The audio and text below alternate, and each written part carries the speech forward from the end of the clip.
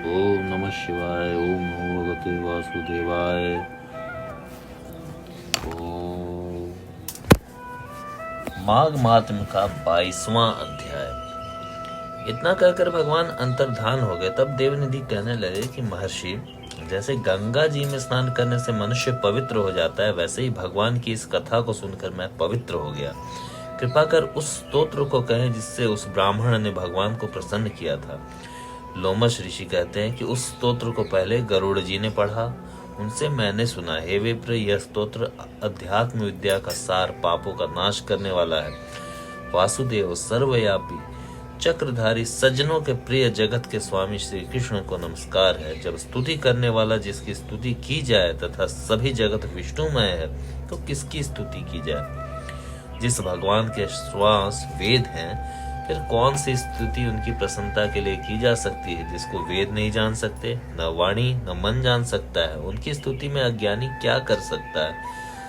सारा चर अचर संसार जिसकी माया से चक्र की तरह घूम रहा है, इसी से हे प्रभु आप चक्रधारी कहलाते हैं। ब्रह्मा विष्णु आप ही हो। सारे संसार को उत्पन्न करने वाले ब्रह्मा को भी आप ही उत्पन्न करने वाले हो।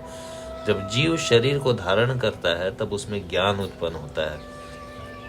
तुम सब सुखों के दाता हो, इसमें कोई संदेह नहीं है। मैं आपसे ही संपूर्ण सुखों को देने वाली बुद्धि उत्पन्न होती है। आप ही 5 कर्मेंद्रिय, पंच महाभूत तथा मन के विविध भाव हो। ब्रह्मा विष्णु रुद्र की कल्पना से आप संसार की कल्पना इसी प्रकार करते हो जैसे पिता पुत्र की।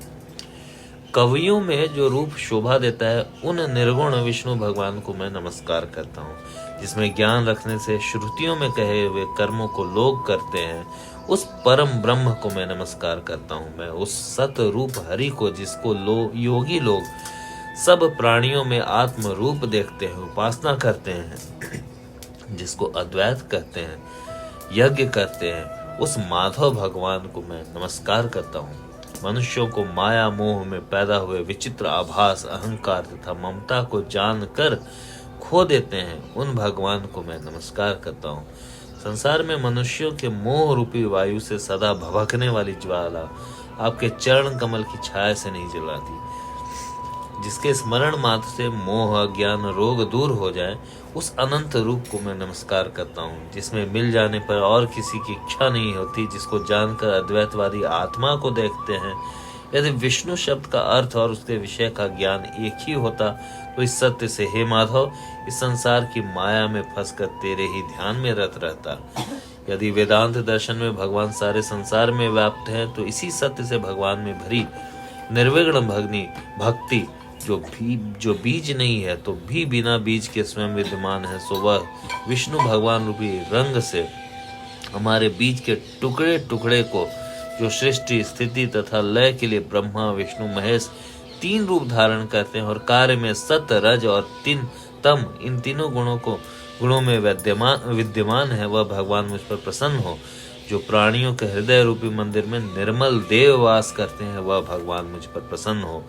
जो अविद्यापूर्ण संसार का त्याग करता है, जगन में आप हो, आपका बनाया हुआ विश्व आनंद करता है, आपके न्याय आपके त्याग पर करने पर अपवित्र हो जाता है, और उसका साथ करने पर भी तुम बिना साथ के बने रहते हो। विकार रहित, जिनके चारवाक पंचभूत योग से पैदा हुआ चैतन्य मानते हुए उपासना करते हैं।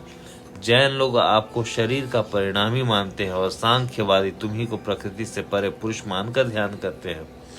जन्म इत्यादि से रहित चैतन्य रूप आनंद स्वरूप उपनिषद जिसकी महिमा गाते हैं। आकाश आदि पंच महाभूत, देह मन बुद्धि इंद्रिया, सब कुछ तुम ही हो, तुमसे अलग और कुछ नहीं। तुम ही सब प्राणियों को उत्पन्न करने वाले हो, मुझको शरण देने वाले हो। तुम अग्नि रवि इंद्र हो, मंत्र क्रिया तथा फल सब तुम ही हो। कर्म के फल देने वाले बैकुंठ में तुम्हारे सिवा कोई नहीं है। मैं तुम्हारी शरण में हूँ, सब प्राणियों के हेतु, और उनको शरण देने वाले तुम ही हो। जैसे युवा पुरुष की युवती में और युवती की युवा में प्रीति होती है, वैसे ही मेरी प्रीति तुम में है। जो पापी भी आपको प्रणाम करता है, उसको यमदूत ऐसे नहीं देखते जैसे उल्लू सूर्य को। प्रत्येक पाप मनुष्य को उस समय तक ही सुख देते हैं जब तक वह आपके चरण कमलों का सहारा नहीं लेता। जिसको गुण, जाति तथा धर्म का स्पर्श नहीं हो सकते तथा गतियां भी स्पर्श नहीं करती, जो इंद्रियों के वशीभूत नहीं है, जिनका बड़े बड़े मुनि लोग साक्षात नहीं कर सकते, उन मैं भगवान को नमस्कार करता हूँ। जितने ज्ञान रूपी सुंदर गुण, जिन्होंने सुख स्वरूप मोक्ष रूप लक्ष्मी का आलिंगन किया, जिनको आत्म स्वरूप सुख भोगा, जिन्होंने आत्म स्वरूप सुख भोगा और जिन्होंने ध्यान रूप से मृत्यु को वश में कर लिया, ऐसे मुनियों से सेवित भगवान को मैं नमस्कार करता हूँ। जो जन्मादि से अलग हैं, जिनको काम क्रोध आदि दोष दुख नहीं देते, उन वासुदेव भगवान को मैं नमस्कार करता हूँ। जिनके ज्ञान की गति से अविद्या रूपी मल शुद्ध हो जाता है, जिनके ज्ञान रूपी शस्त्र से संसार रूपी शत्रु का नाश हो जाता है, उन दुखों को नाश करने वाले भगवान का मैं नमस्कार करता हूँ। जिस प्रकार सब स्थावर जंगम संसार को उत्पन्न करते हैं, इसी सत्य से भगवान मुझको दर्शन दें। इस प्रकार उसकी सच्ची भक्ति देखकर भगवान ने प्रसन्न होकर उस ब्राह्मण को दर्शन दिए और ब्राह्मण की स्तुति से प्रसन्न होकर उसको वरदान दे करके भगवान अंतर्ध्यान हो गए और वह ब्राह्मण कृत होकर भगवान में लीन हो गया और शिष्यों के साथ स्तोत्र बढ़ता हुआ तपोवन में ही रहने लगा। जो कोई स्तोत्र को पढ़ता अथवा सुनता है, उसकी बुद्धि पाप में नहीं लगती और न ही बुरा फल देखता है। इसके कीर्तन से मनुष्यों की बुद्धि, मन तथा इंद्रियां स्वस्थ होती हैं।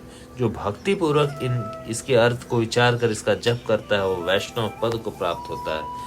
इसके सदैव पढ़ने से मनवांछित कार्य सिद्ध हो जाते हैं। मनुष्य सुपुत्र पाता तथा धन पराक्रम चिरायु प्राप्त करता है। इसके पाठ से बुद्धि, धन, यश, कीर्ति, ज्ञान, धर्म आदि बढ़ते हैं। दुष्ट ग्रहों की शांति होती है। यह व्याधियों व अनिष्टों को दूर करता है, दुर्गति से तारता है। इसके पढ़ने से सिंह, व्याघ्र, चोर, भूत, देव, पिशाच और राक्षस का भय नहीं रहता। जो भगवान का पूजन करके इस स्तोत्र को पढ़ता है, वह पापों से ऐसे ही अलग रहता है जैसे जल पंख से कमल। जो इस स्तोत्र को 1 काल, 2 काल या 3 काल पढ़ता है, वह अक्षय फल प्राप्त करता है। जो मनुष्य प्रातः काल इस स्तोत्र का पाठ करता है, वह इस लोक और परलोक में अक्षय सुख पाता है। वेद द्युति द्वारा बनाया हुआ यह स्तोत्र भगवान को अति प्रिय है और भगवान के दर्शन कराने वाला है। योग सागर नाम का यह स्तोत्र परम पवित्र है। जो कोई भक्ति पूर्वक इसको पढ़ता है, वह विष्णु लोक को जाता है। अब पिशाच मोक्ष की कथा कहते हैं। इस प्रकार माघ महात्म्य का 22वां अध्याय समाप्त हुआ। ओम नमो भगवते वासुदेवाय। ओम नमः शिवाय।